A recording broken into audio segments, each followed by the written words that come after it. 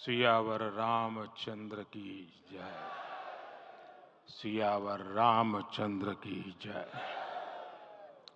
श्रद्धेय मंच, सभी संत एवं ऋषिगण,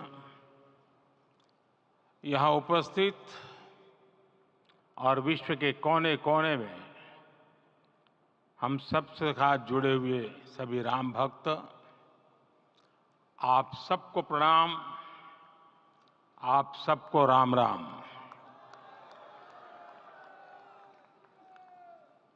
आज हमारे राम आ गए हैं।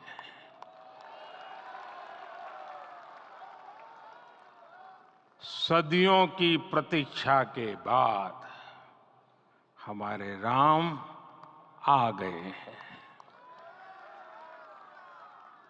सदियों का अभूतपूर्व धैर्य, अनगिनत बलिदान, त्याग और तपस्या के बाद हमारे प्रभु राम आ गए हैं। इस शुभ घड़ी की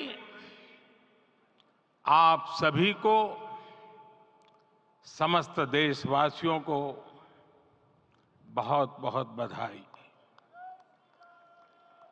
मैं अभी गर्भगृह में ईश्वरीय चेतना का साक्षी बनकर आपके सामने उपस्थित हुआ हूं। कितना कुछ कहने को है, लेकिन कंठ अवरुद्ध है। मेरा शरीर अभी भी स्पंदित है, चित्त अभी भी उस पल में लीन है।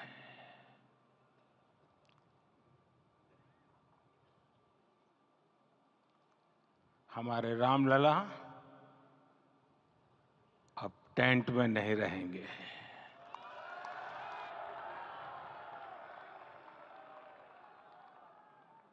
हमारे रामलला अब इस दिव्य मंदिर में रहेंगे।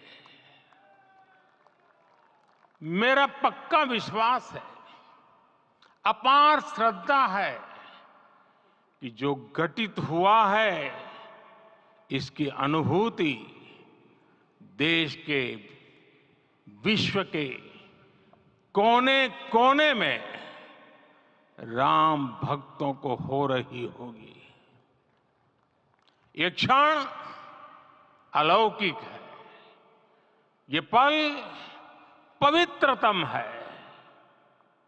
ये माहौल, ये वातावरण, ये ऊर्जा, ये घड़ी प्रभु श्री राम का हम सब पर आशीर्वाद है। 22 जनवरी 2024 का ये सूरज एक अद्भुत आभा लेकर आया है। 22 जनवरी 2024 ये कैलेंडर पर लिखी एक तारीख नहीं, ये एक नए काल चक्र का उद्गम है।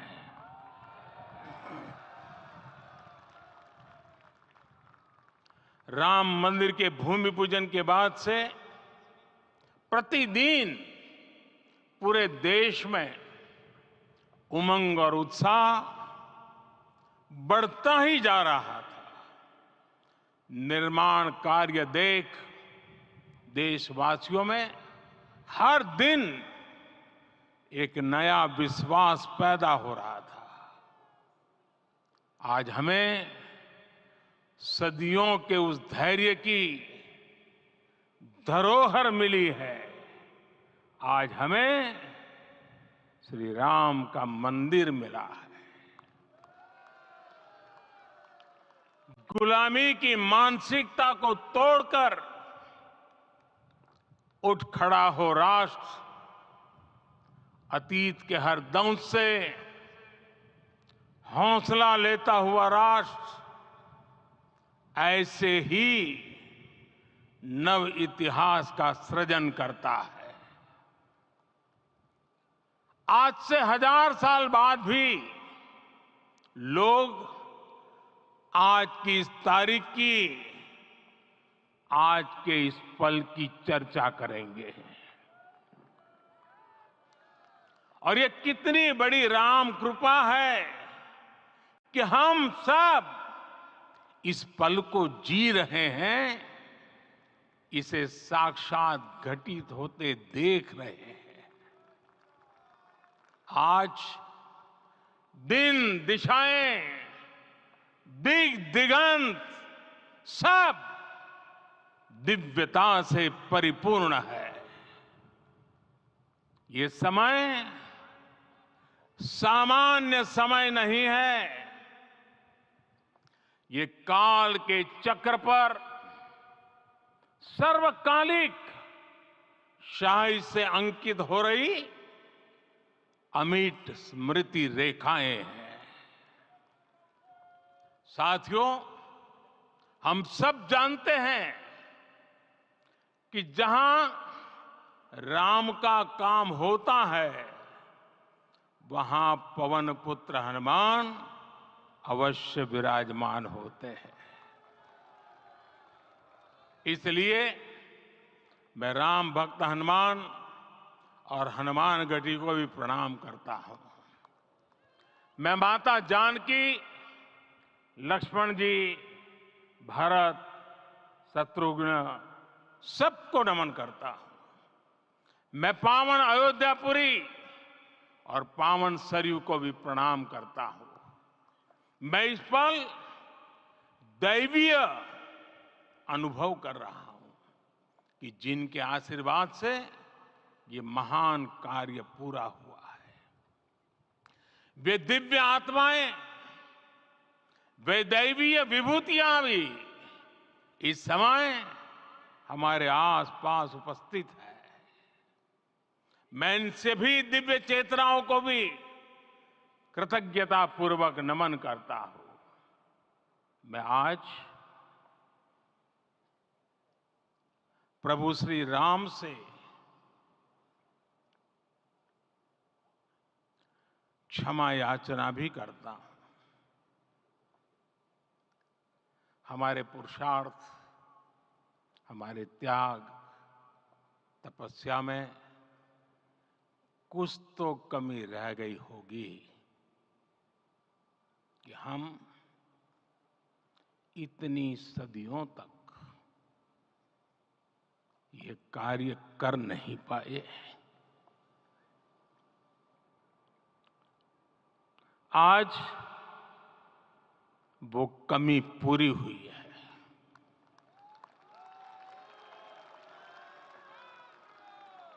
मुझे विश्वास है प्रभु राम आज हमें अवश्य क्षमा करेंगे। मेरे प्यारे देशवासियों, त्रेता में राम आगमन पर पूज्य संत तुलसीदास जी ने लिखा है, प्रभु बिलो की हर से पुरबासी, जनित वियोग विपत्ति समनासी। अर्थात प्रभु का आगमन देकर ही सब अयोध्यावासी, समग्र देशवासी हर्ष से भर गए। लंबे वियोग से जो आपत्ति आई थी, उसका अंत हो गया। उस कालखंड में तो वो वियोग केवल 14 वर्षों का था। तब भी इतना असह्य था। इस युग में तो अयोध्या और देशवासियों ने सैकड़ों वर्षों का वियोग सहा है। हमारी कई कई पीढ़ियों ने वियोग सहा है। भारत के तो संविधान में उसकी पहली प्रति में भगवान राम विराजमान है। संविधान के अस्तित्व में आने के बाद भी दशकों तक प्रभु श्री राम के अस्तित्व को लेकर कानूनी लड़ाई चली। मैं आभार व्यक्त करूंगा भारत की न्यायपालिका का, जिसने न्याय की लाज रख ली।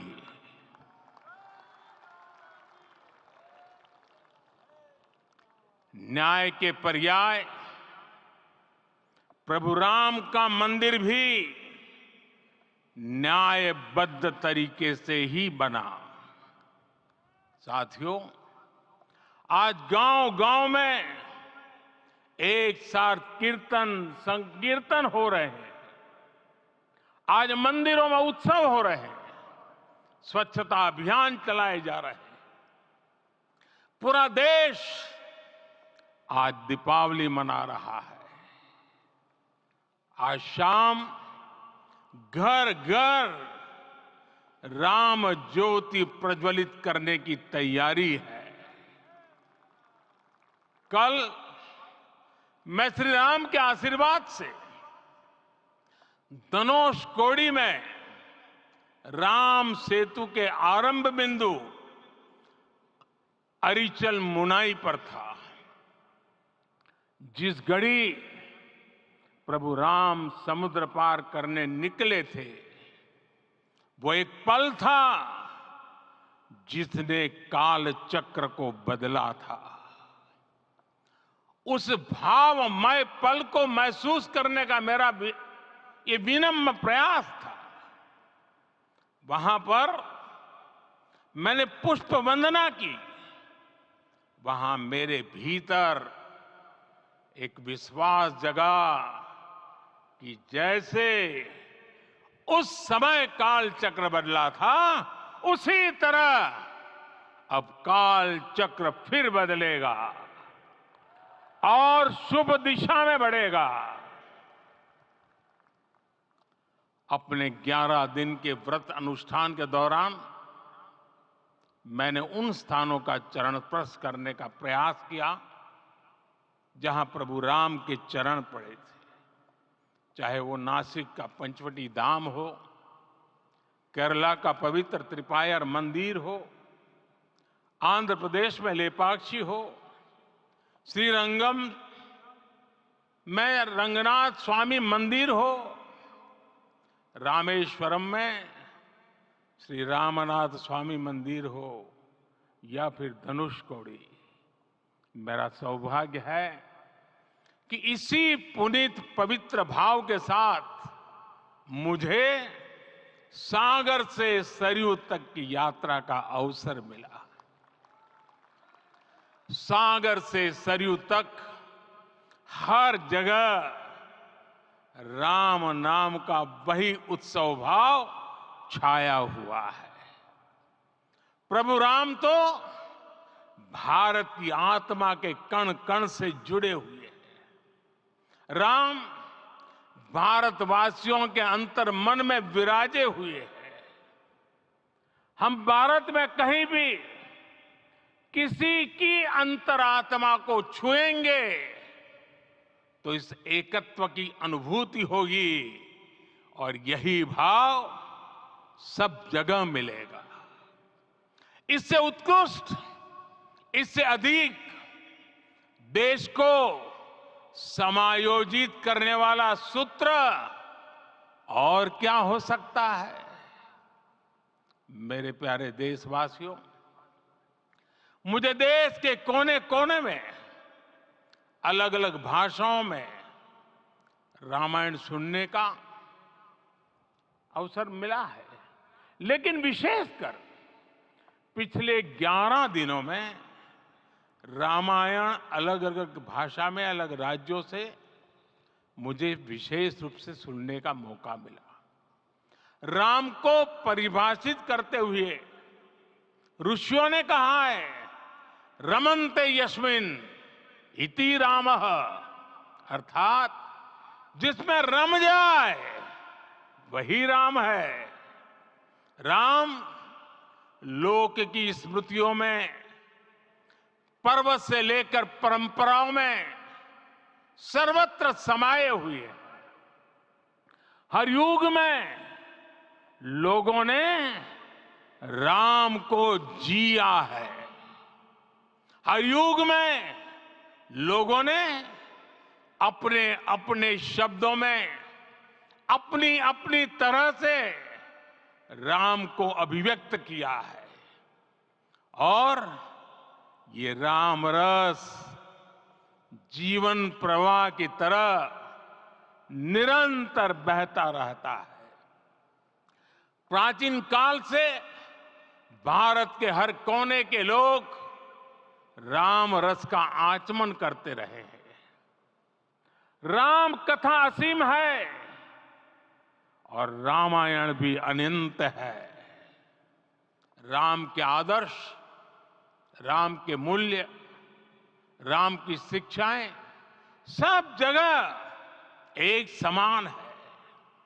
प्रिय देशवासियों, आज इस ऐतिहासिक समय में देश उन व्यक्तित्वों को भी याद कर रहा है जिनके कार्य और समर्पण की वजह से आज हम ये शुभ दिन देख रहे हैं। राम के इस काम में कितने ही लोगों ने त्याग और तपस्या की पराकाष्ठा करके दिखाई है। उन अनगिनत राम भक्तों के, उन अनगिनत कार सेवकों के और उन अनगिनत संत महात्माओं के हम सब ऋणी हैं। साथियों, आज का ये अवसर उत्सवता का क्षण तो है ही, लेकिन इसके साथ ही यह क्षण भारतीय समाज की परिपक्वता के बोध का भी क्षण है। हमारे लिए ये अवसर सिर्फ विजय का नहीं, विनय का भी है। दुनिया का इतिहास साक्षी है कि कई राष्ट्र अपने ही इतिहास में उलझ जाते हैं। ऐसे देशों ने जब भी अपने इतिहास की उलझी हुई गांठों को खोलने का प्रयास किया, उन्हें सफलता पाने में बहुत कठिनाई आई, बल्कि कई बार तो पहले से ज्यादा मुश्किल परिस्थितियां बन गई। लेकिन हमारे देश ने इतिहास की इस गांठ को जिस गंभीरता और भावुकता के साथ खोला है, वो ये बताती है कि हमारा भविष्य हमारे अतीत से बहुत सुंदर होने जा रहा है। वो भी एक समय था जब कुछ लोग कहते थे कि राम मंदिर बना तो आग लग जाएगी। ऐसे लोग भारत के सामाजिक भाव की पवित्रता को नहीं जान पाए। रामलला के इस मंदिर का निर्माण भारतीय समाज के शांति, धैर्य, आपसी सद्भाव और समन्वय का भी प्रतीक है। हम देख रहे हैं ये निर्माण किसी आग को नहीं, बल्कि ऊर्जा को जन्म दे रहा है। राम मंदिर समाज के हर वर्ग को एक उज्जवल भविष्य के पथ पर बढ़ने की प्रेरणा लेकर आया है।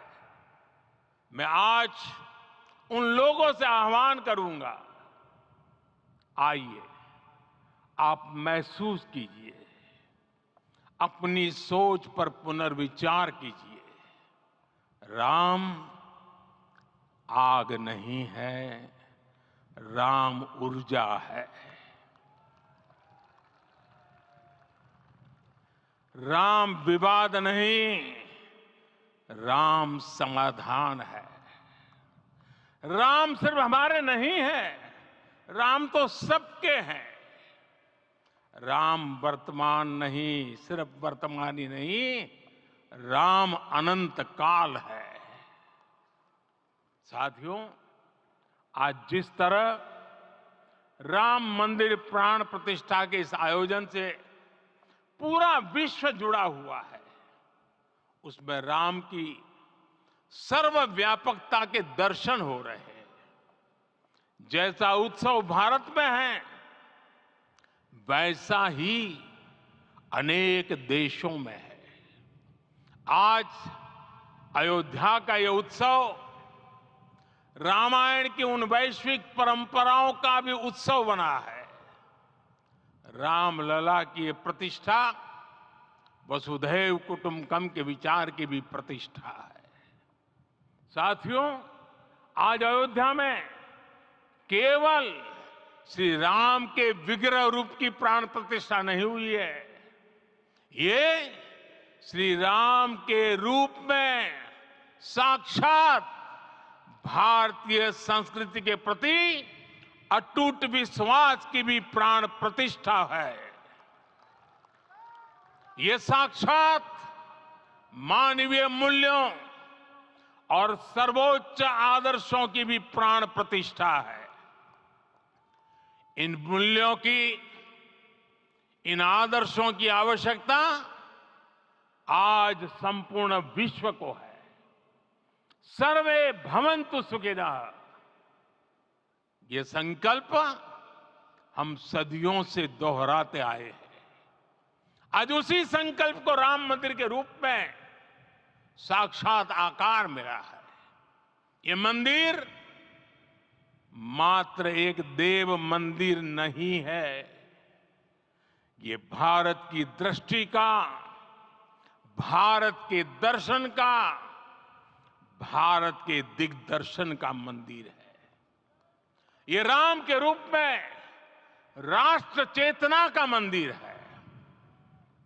राम भारत की आस्था है, राम भारत का आधार है, राम भारत का विचार है, राम भारत का विधान है, राम भारत की चेतना है, राम भारत का चिंतन है, राम भारत की प्रतिष्ठा है, राम भारत का प्रताप है, राम प्रवाह है, राम प्रभाव है, राम नेति भी है, राम नीति भी है, राम नित्यता भी है, राम निरंतरता भी है, राम विभु है, विशद है, राम व्यापक है, विश्व है, विश्वात्मा है।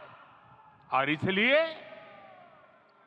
जब राम की प्रतिष्ठा होती है तो उसका प्रभाव वर्षों या शताब्दियों तक ही नहीं होता, उसका प्रभाव हजारों वर्षों के लिए होता है।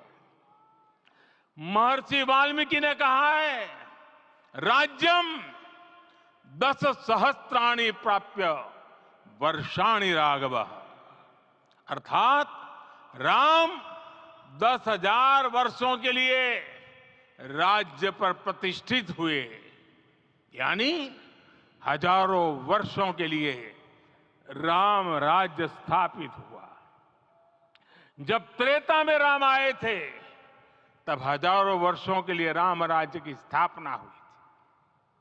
हजारों वर्षों तक राम विश्व पथ प्रदर्शन करते रहे थे। और इसलिए मेरे प्यारे देशवासियों, आज अयोध्या भूमि हम सभी से, प्रत्येक राम भक्त से, प्रत्येक भारतीय से कुछ सवाल कर रही है। श्री राम का भव्य मंदिर तो बन गया, अब आगे क्या? सदियों का इंतजार तो खत्म हो गया, अब आगे क्या? आज के इस अवसर पर जो दैवीय आत्माएं हमें आशीर्वाद देने के लिए उपस्थित हुई हैं, हमें देख रही हैं, उन्हें क्या हम ऐसे ही विदा करेंगे? नहीं, कदापि नहीं। आज मैं पूरे पवित्र मन से महसूस कर रहा हूं कि काल चक्र बदल रहा है।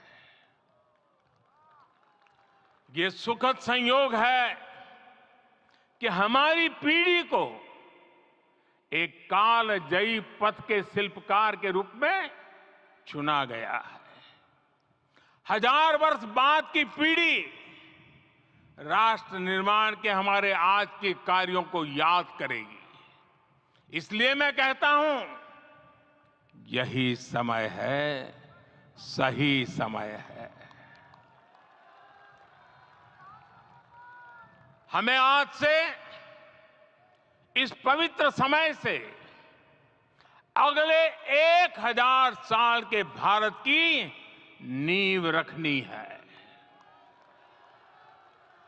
मंदिर निर्माण से आगे बढ़कर अब हमें सभी देशवासी यहीं इस पल से समर्थ, सक्षम, भव्य, दिव्य भारत के निर्माण की सौगंध लेते हैं।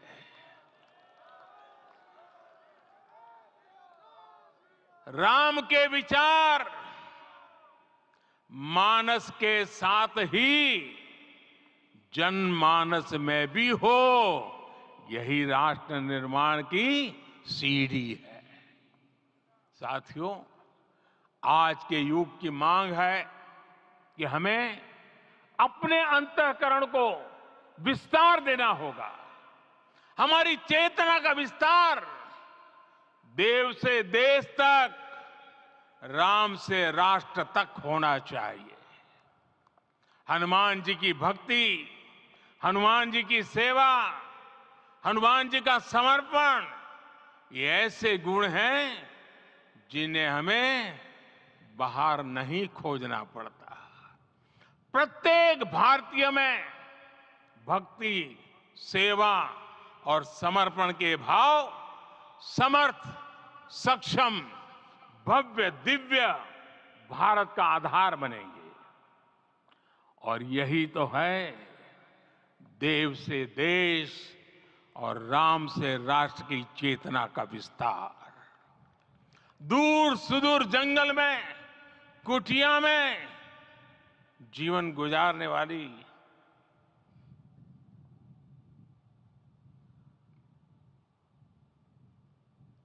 मेरी आदिवासी मां शबरी का ध्यान आते ही अप्रतिम विश्वास जागृत होता है। मां शबरी तो कब से कहती थी, राम आएंगे।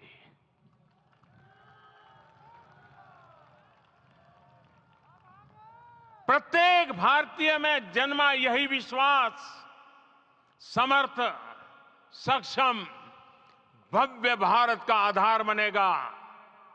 और यही तो है देव से देश और राम से राष्ट्र की चेतना का विस्तार। हम सब जानते हैं कि निषाद राज की मित्रता सभी बंधनों से परे है। निषाद राज का राम के प्रति सम्मोहन, प्रभु राम का निषाद राज के लिए अपनापन कितना मौलिक है। सब अपने हैं, सभी समान है। प्रत्येक भारतीय में अपनत्व की, बंधुत्व की ये भावना समर्थ, सक्षम, भव्य, दिव्य भारत का आधार बनेगी। और यही तो है देव से देश और राम से राष्ट्र की चेतना का विस्तार। साथियों, आज देश में निराशा के लिए रत्ती भर भी स्थान नहीं है। मैं तो बहुत सामान्य हूं, मैं तो बहुत छोटा हूं, अगर कोई ये सोचता है तो उसे गिलहरी के योगदान को याद करना चाहिए। गिलहरी का स्मरण ही हमें हमारी इस हिचक को दूर करेगा, हमें सिखाएगा कि छोटे बड़े हर प्रयास की अपनी ताकत होती है, अपना योगदान होता है।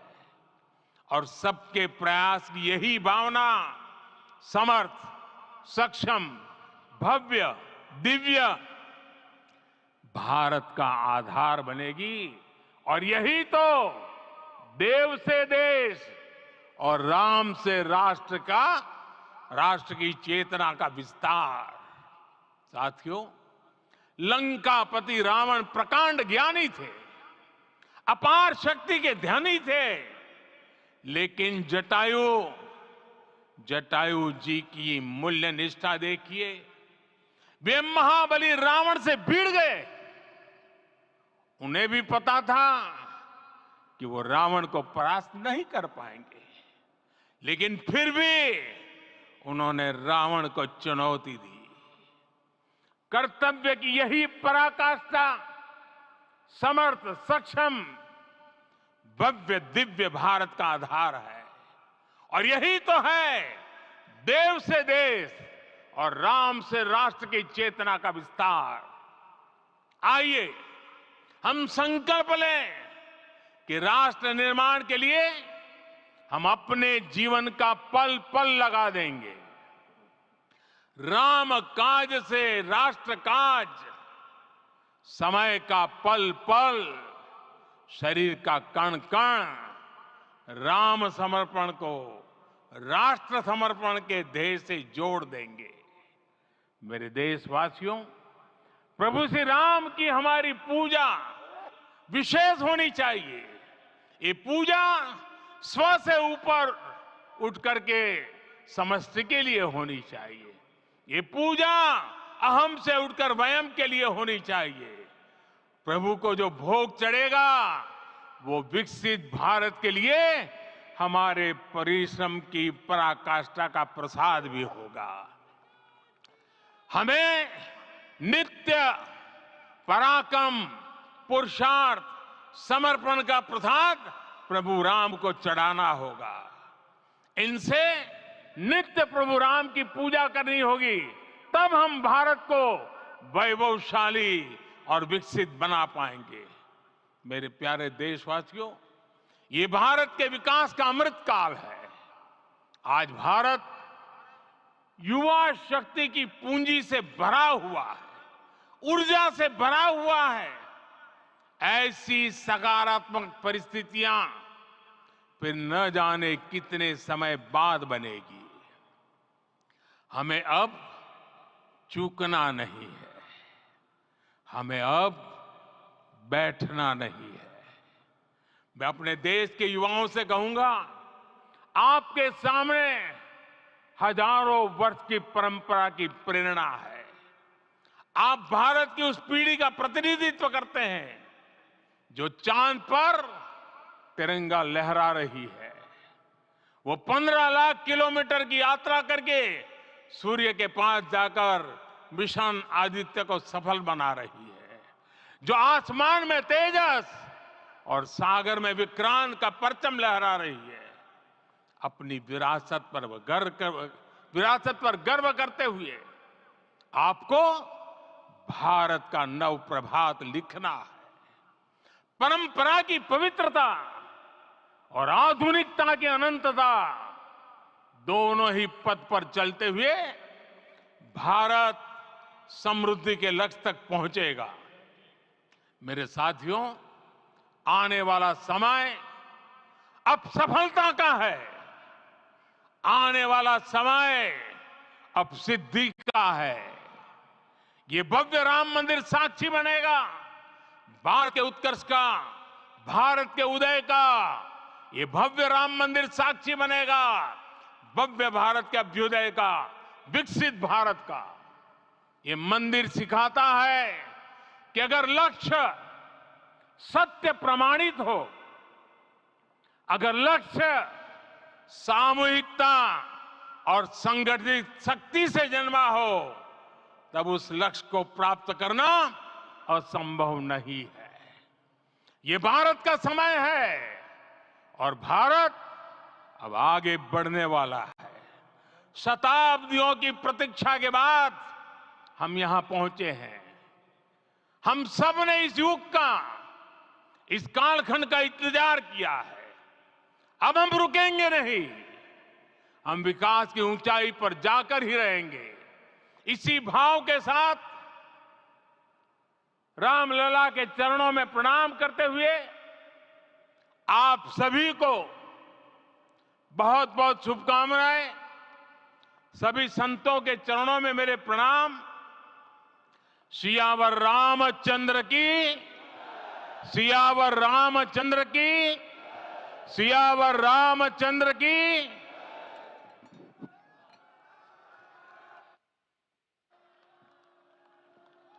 मैं आपसे निवेदन करूंगा, अभी थोड़ा आसन ग्रहण करिए। माननीय प्रधानमंत्री जी यहाँ से कुबेर टीला की ओर प्रस्थान करेंगे।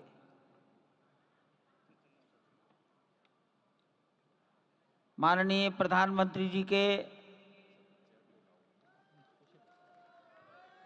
यहाँ से स्थान से प्रस्थान के पश्चात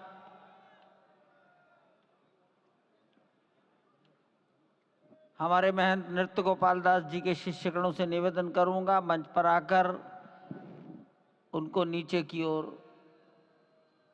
ले जाए।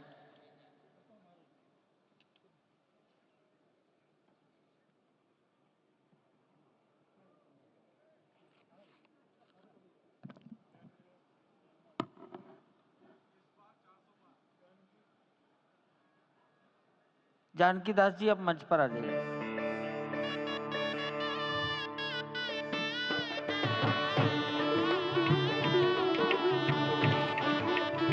माननीय मोहन राव जी, भैया जी कहीं मिलेंगे।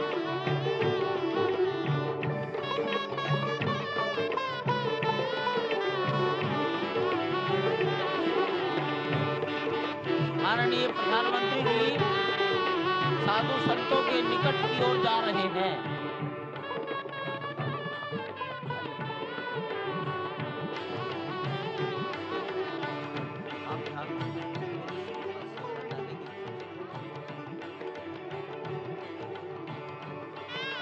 माननीय प्रधानमंत्री जी बहुत निकट पहुंच गए हैं संत महापुरुषों के।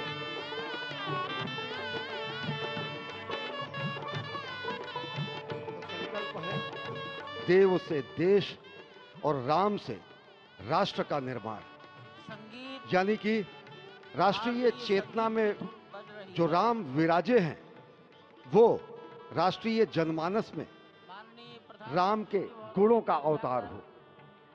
मानस में जो राम हैं उनके गुणों का भारत के जनमानस में अंगीकार हो। निश्चित तौर से राष्ट्र निर्माण के 1000 वर्षों का जो स्वप्न प्रधानमंत्री नरेंद्र मोदी ने दिखाया है वह निश्चित तौर से पूरी दुनिया के सामने भारत भारतीयता को नए रूप में व्याख्यायित करता है, सनातन संस्कृति को नए स्वरूप में व्याख्यायित करता है। हमारी ही संस्कृति कहती है संगच्छध्वम संवदध्वम संवो मनांसि जानताम।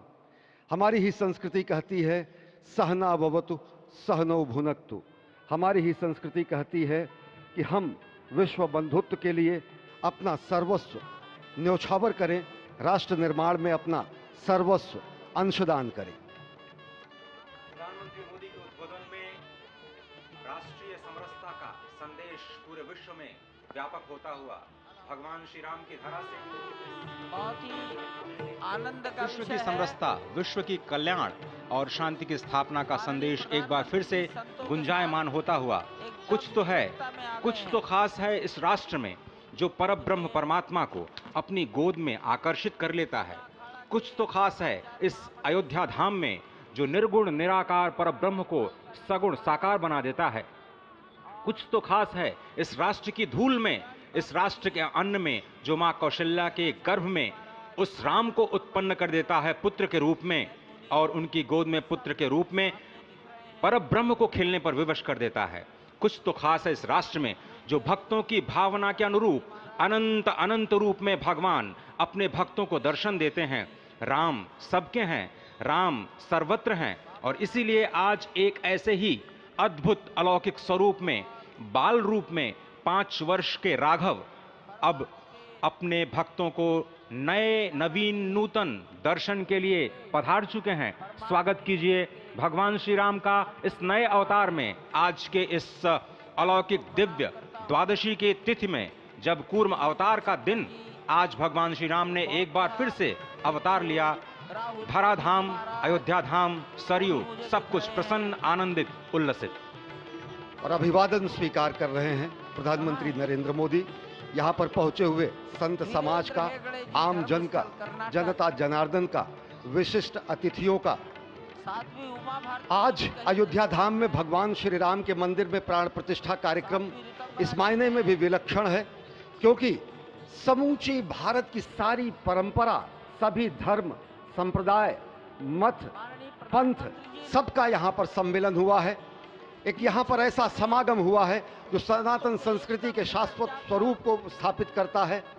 यहाँ पर शैव, वैष्णव, शाक्त, पत्य, गणपत्य, सिख, बौद्ध, जैन, दशानंद, शंकर, रामानुजाचार्य संप्रदाय, निम्बारका संप्रदाय, विष्णुनामी संप्रदाय, राम सनेही संप्रदाय, पंथों में घीसा पंथ, गरीबदासी, गौड़िया, कबीर पंथी, वाल्मीकि पंथी, धार्मिक संगठनों में अनेकानेक विश्व कल्याण में लगे हुए, भारत निर्माण में लगे हुए संगठनों के प्रतिनिधि,